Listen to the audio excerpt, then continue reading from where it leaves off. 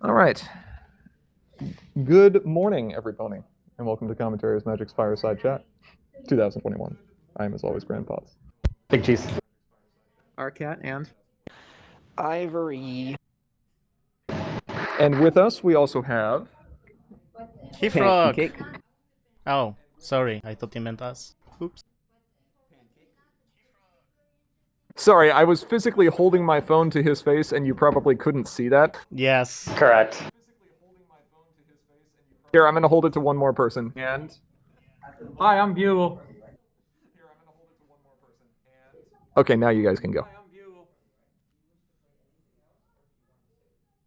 No, why are you muted? Don't mute yourself. Why is it listen only? Stay in here. Okay, sorry. You do want us to be part of this. Okay. Yes. No. No, you guys can go as in you can introduce yourselves. Like, you can go next. Well, I am Cursed Chords. Just kicked out. Everyone's good. Okay, we're good. Diamond Song says hi. Oh, yep. We got Diamond Song, and we got... Go ahead. There we go. Top Deck's here as well. All right. And we got people in stream. Thank you for watching and participating. So, how do we want to start this? I mean, we have clearly seen a rapid development in the local meta, and by local I mean, at the very least the West Coast meta, and people who have traveled to the West Coast meta. And it's been a lot of like shin kicking between different decks right now. There's clearly some big takeaways from this, and maybe it would be best to address the elephant in the room first. Do you think so? Yeah, I think so.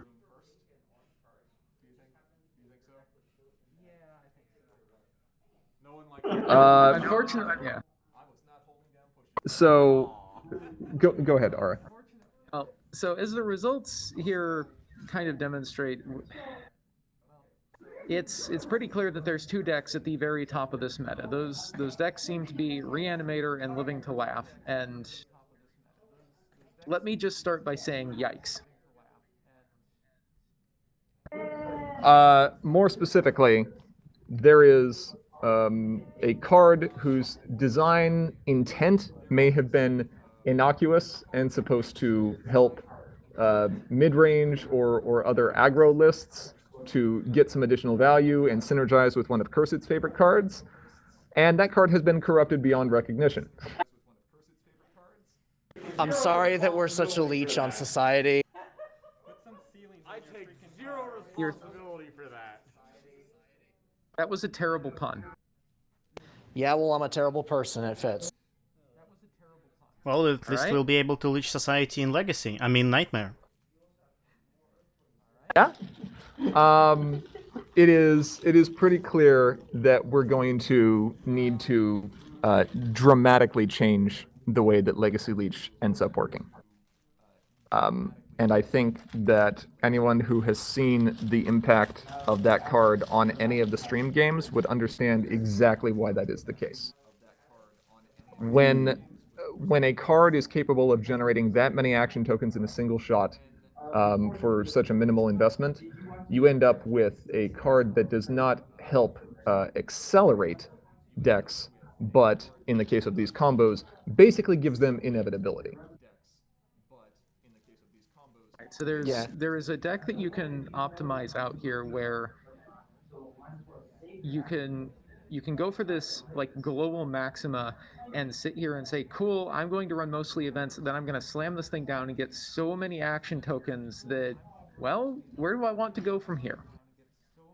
And that's not a good thing. It really isn't, because it makes it uninteresting, because it means that there is a single like correct strategy when using that card. It's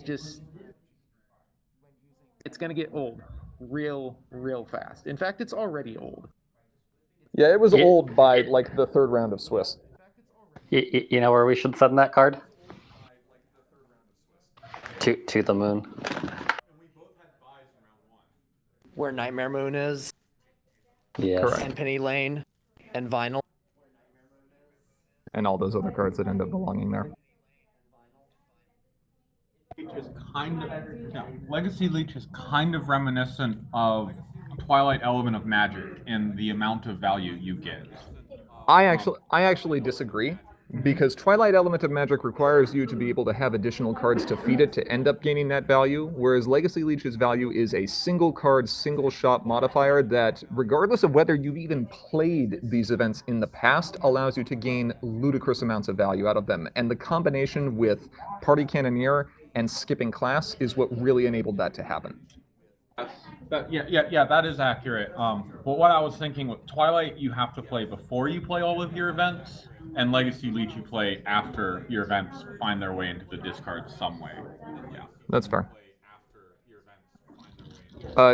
Cursed and Hithrock, I'm sure you probably had some thoughts on seeing that card over the course of the stream. Yeah. I mean, whenever a card says gain AT on it, it's kind of needs a close inspection pretty much every time. Especially when it's more than 1 AT, which is the case in this particular case. Another thing that stands out about Legacy Leech is it has such a low rec. Like, it's only 2 rec for such a powerful effect. Yeah, coming from the previous purple discard pile hate in Magical Misfire, Legacy Leech seems weaker on the surface, or did at the time of design, because it was main phase timing, it was 3 action tokens, it would only banish cards of a particular type from the discard pile, and yeah, it gave some other value, but we hadn't seen decks that were running the volume of events that the current Living to Laugh lists are. Yes. Mostly because the current events in Core are much weaker than the events were back in the Adventure format. More expensive, they're slower, and Control had been suffering, especially in the Leaders and Legends meta, with blue-yellow or yellow-blue running around everywhere.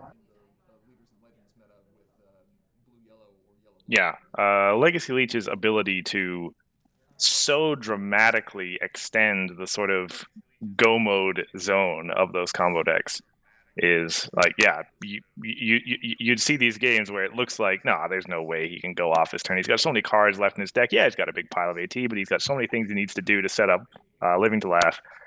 But you play some stuff, Legacy Leech, and it just bridges you on into a victory that the opponent really wouldn't have been able to see coming. Pancake's gonna have some opinions on that statement.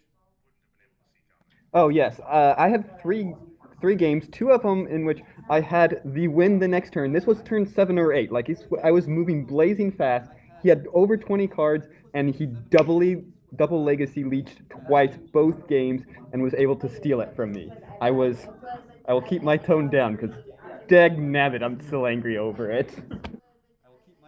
Yeah, it was stupid.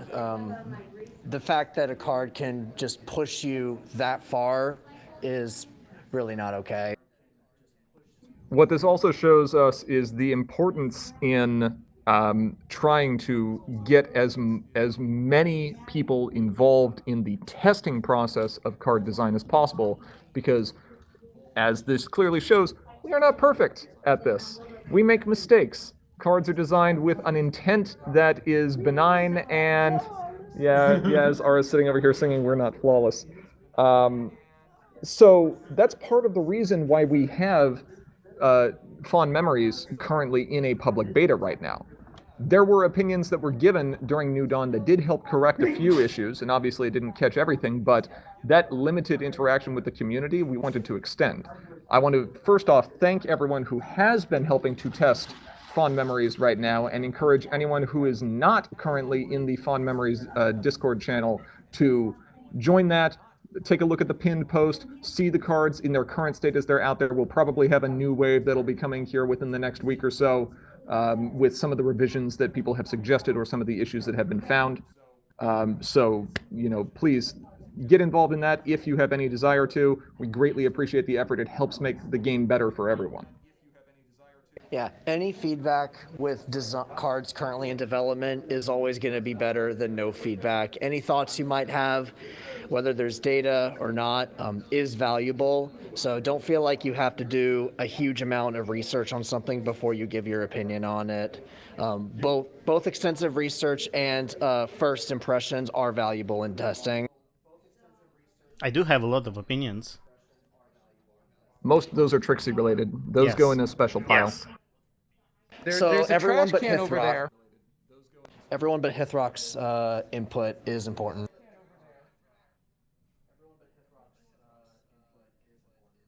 Love you, Hithrock. Me too. Diamond's going to come in with a comment here. One sec. Every time we say that blue unicorn's name, we get a card removed. No, you get a Trixie card removed. Why unicorn's name, we get a card removed. Well, Yeah. that's one less Trixie. Oh. Now, it's worth noting that there's other things to take away from this as well. Obviously, we don't just want to, look at the single individual cards that need to be changed and say, okay, we're just going to deal with this in a vacuum and that'll make everything fine. We can look at the meta as a whole. We can look at the fact that, number one, the changes that were made last year following the Leaders and Legends meta did, to a point, what they were designed to. Blue-yellow and yellow-blue had been everywhere and were moving at such a pace and with such consistency that it was just impossible for Control or any slower archetype to be able to keep up. Removing Meadowbrook allowed for decks to be running additional resources with less fear, and it also allowed for other mid-range speed or tempo speed decks to try to keep up a bit more. The most common main here at Continentals was actually Selena, and we saw several variants of it between farm and aggro combo. There were some really neat variants. So yes, all three of them were very different.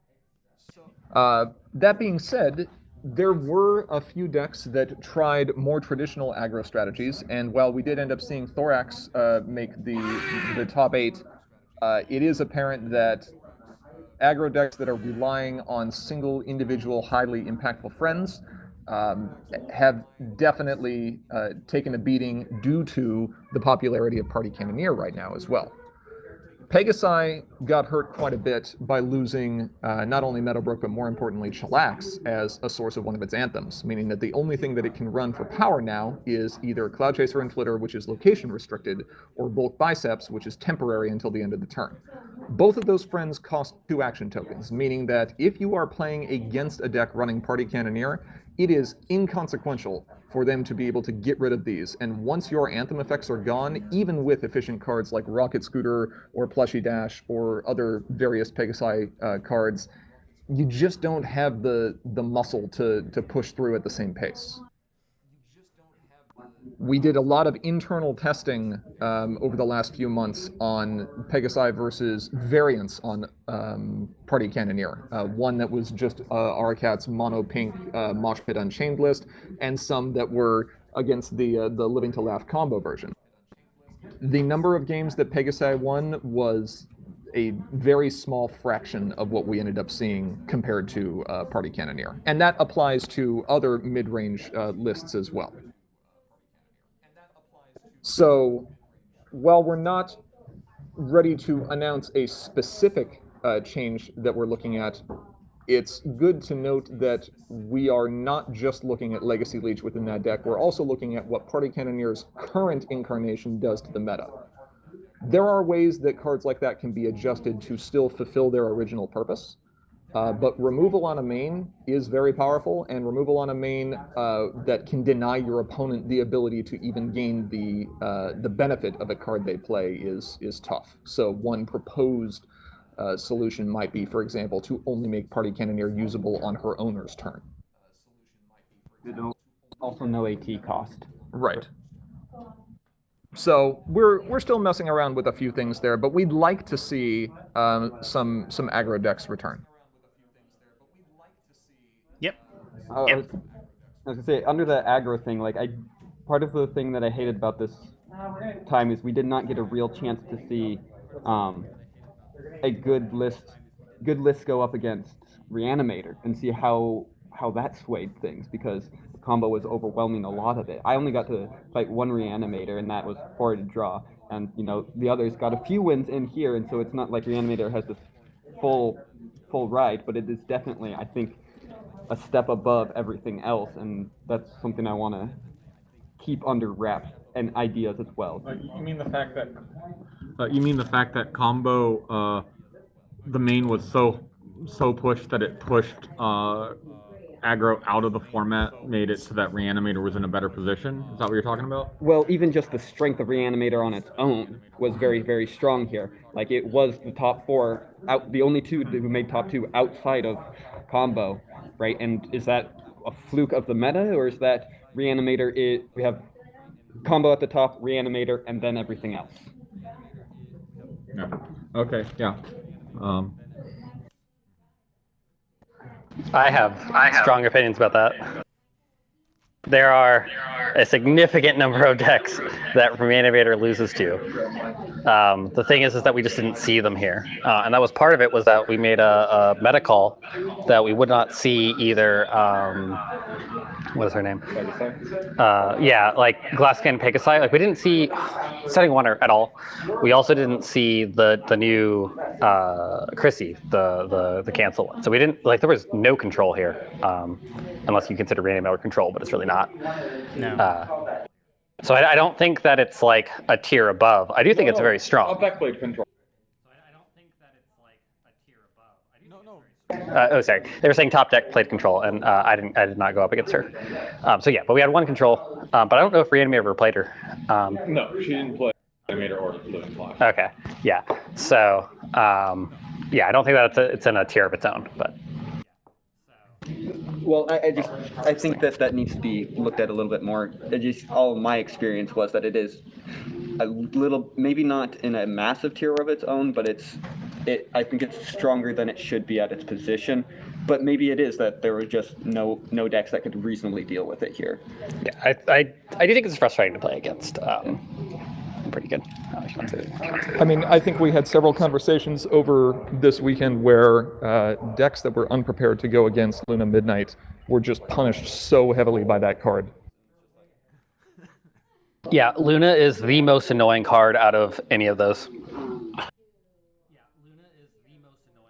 Bugle disagrees. Bugle's annoyed by Cadence, but that's okay. Bugle can. No, I think Twilight is the strongest of the 4 by far. Twilight. I don't know. Can you hear Bugle? Yes. Okay. We Cool. have a couple things in the chat here, if you guys don't mind.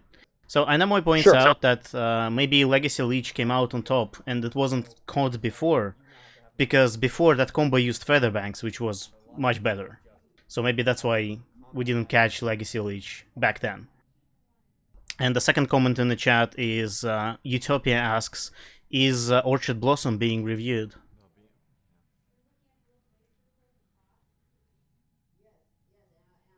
I think we're looking at all of the cards. I think Orchid Blossom is an interesting one. It's not that much different than the normal reanimation. It's actually more expensive. There could be a question of how much reanimation we have, although currently there's only 6, and I think in the previous meta... There's 8. Chrysalis. There's 8? Chrysalis. Reanimation. Almost. Yeah, against the abilities. That's reanimation. Were you going to say something, GP? No, go ahead. I didn't really have anything else. Bugle was just saying we had 8 in the deck. So yes, there's 9 total cards that you could have that can get abilities from the discard pile back into play. There are obviously things to look at as well, because there are additional cards that Reanimator will definitely be using from set 13, from Fond Memories. And so we have to take a look not only at the current state of those decks, but okay, what does, Gala Ticket grant, or what does Entomb grant, or what does the Royal Family grant as well? And we are approaching probably one of the most difficult positions to be in any meta, in any rotating meta, which is the set right before theoretical rotation. It's where there are the most cards available. It's where you end up seeing either redundancies in terms of types of effects or really dedicated strategies that find a lot of synergy between cards or a lot of duplicate effects just because the card pool is at its largest. The thing is, though, that in a rotating format, that is not a guarantee. Eventually, cards from Defenders and Sequestria and Friends Forever will rotate out. And when that happens, if you think about that for a moment, you lose every one of the major tricorns except for Pinky. What does Reanimator even look like at that point?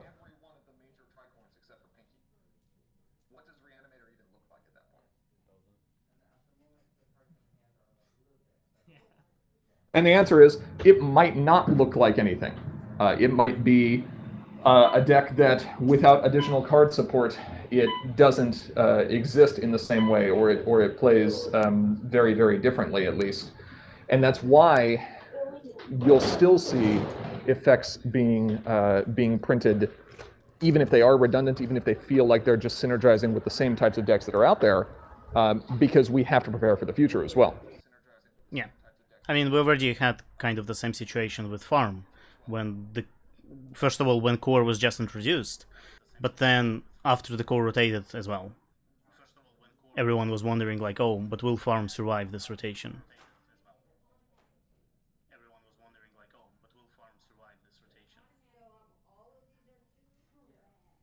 Well, Farm did not survive in any way, shape, and form that it originally was. Yeah, it changed, that's the point. Right. And that's true. And then maybe Reanimator will change like Farm did into a combo deck. But we'll see how it plays out. If it does, we'll have to see what cards would let it do that. Yeah, I was saying Living to Laugh will also change into a combo deck. Yeah, I was saying Living to Laugh will also. So what The you're final thing is combo. Yeah, you either die some other archetype or turn into a combo deck.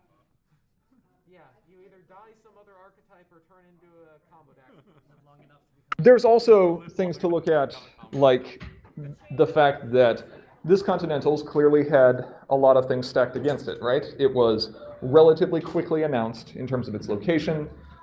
It was following, the pandemic for the last year and a half, and it's been difficult for the meta to fully develop, especially with in-person play having been restricted for the last year and a half. So the type of deck diversity that you'd normally expect to see in Swiss, simply due to volume, was obviously inhibited by some of those things. With Continentals next year being announced much further in advance, and with hopefully things, the restrictions regarding the pandemic calming down a bit, we'll have a bigger field, especially as we've seen the online community become far more active over the last few months. Looks like we had another question in chat. I don't know if we got to that. A whole new you being reviewed. Yes, what's that's that card? Orchard Blossom. Oh, okay. I've never looked at her subtitle. Yeah, I had to look it up, but. I've never looked at her subtitle. Yeah, I had to look it up, but. Something that I'd like to hear from chat or from other people participating is what type of archetypes, not necessarily specific decks, but what type of archetypes or play strategies do players enjoy most, and would they like to see supported or have concerns about support? Well, Diamond has something she wants to contribute here. Bug taxes. So Diamond More wants bugs. More taxes. Diamond wants Chrissy taxes. more purple, not an anti-farm deck. It's been kind of sad time for that deck. It wasn't anti-farm, it was counter-farm. Oh, sorry.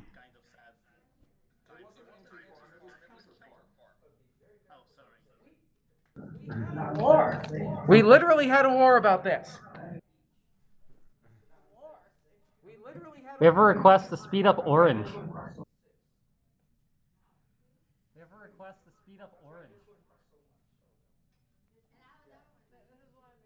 I played aggro orange in Team Sealed.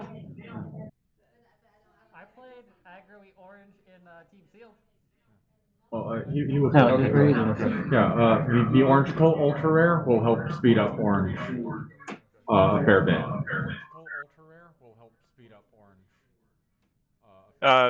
Chrysalis is kind of working towards this already, but yeah, I would love to see some more control outside of purple.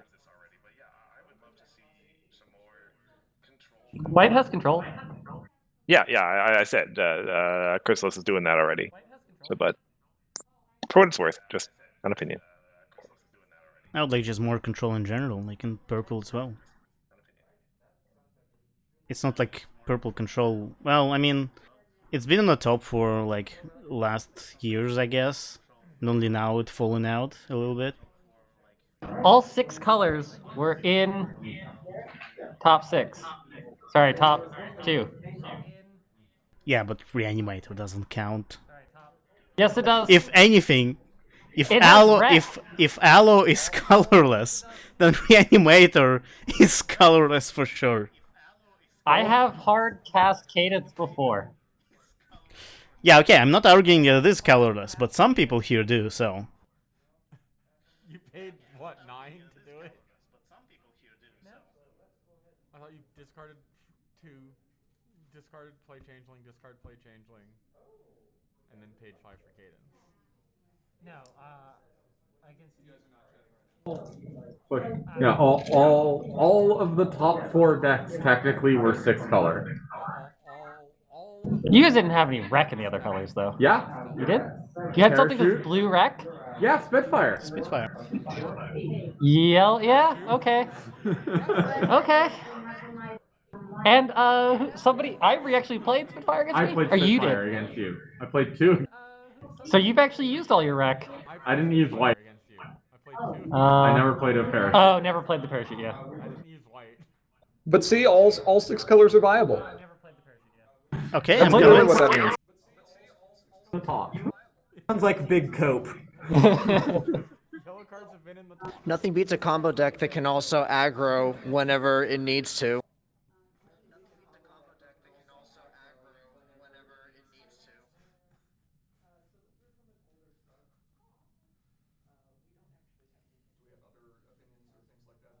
Okay.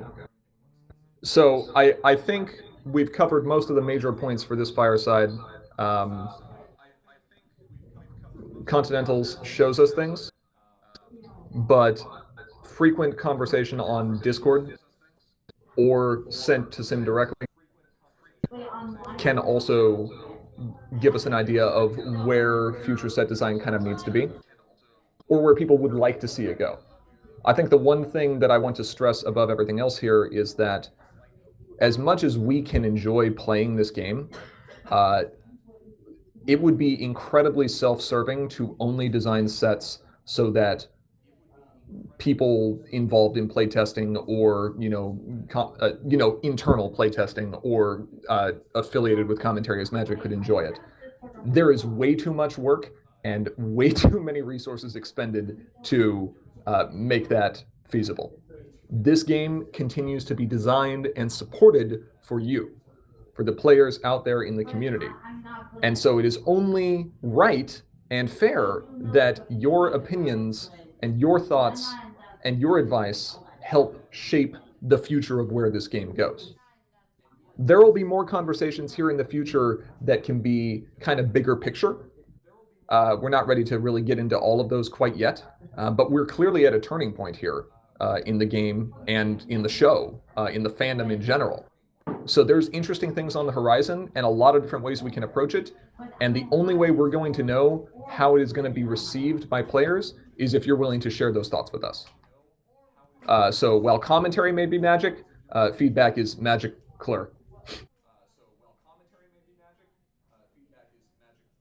As terrible as that was, nothing makes us happier than seeing people come and play the game.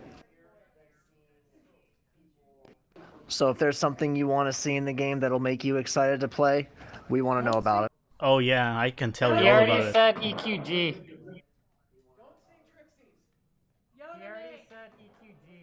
I actually also want a Yona main, so. We have. I actually also want a Yona main, so. We have. It's not a Yona main. You got a Yona main in the second place today. It's not a Yona Yeah, we. Student 6 is a Yona asterisk main, and that is close. I think we were talking about that when we were designing, like, flavoring it. Yeah. We were talking about that when we were Spoil. It was spoiled as. Yes, asterisk.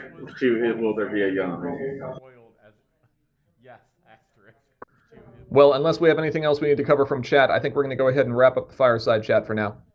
Let's take a quick look and see if there's any final comments. It doesn't seem so.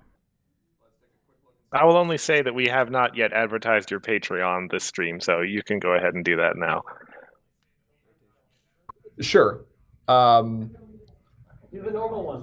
You gotta remember what you say. Okay. Well, that about wraps up our discussion for today. We'd like to give a big shout out to all our patrons on Patreon. Thank you so much for your regular support. If you aren't a patron and you enjoy what we do, please consider donating, as doing so does enable us to continue making content. Not necessarily exactly like this. We do this for fun, but Patreon lets us do the streams. If you're not a patron, you can also follow us on. Man, shoot! I can't get through the rest of it. I was so close. It's been a long Hold on. weekend. Hey, this was good. Let's see. Let's see. Blah, blah, blah, blah, blah. If you have comments or questions you'd like to send our way, feel free to reach out to us through Facebook, Twitter, or email. If you're a patron, you can also chat live with us on Slack any day, anytime. Quip about sleep schedule. Yes, that is actually written there in the script. Finally, if you're looking to watch any of our previous videos, including tournament recordings like this most recent one, you can find them on our YouTube channel, which is linked just below the stream, or should be. With all that said, thank you to each and every one of our viewers, both here now and watching this recording later, and congratulations to our winner and all participants. And thank you to our commentators as well, Hithrock and Cursed Chords. Until then, we are as always Commentary is Magic. I am as always Grandpaws. Big Cheese yelled. Ara, say nah. And I'm Ivory, but I feel like I'm supposed to do something funny instead. And we've had our commentators. I like Trixie Hithrock. And I also do, I guess. Yes, yes, he does. Oh, you've infected him! No. I mean, yes. But he lost the bet, so he has to do what I say now. All right. And we'll see you all next time. Bye.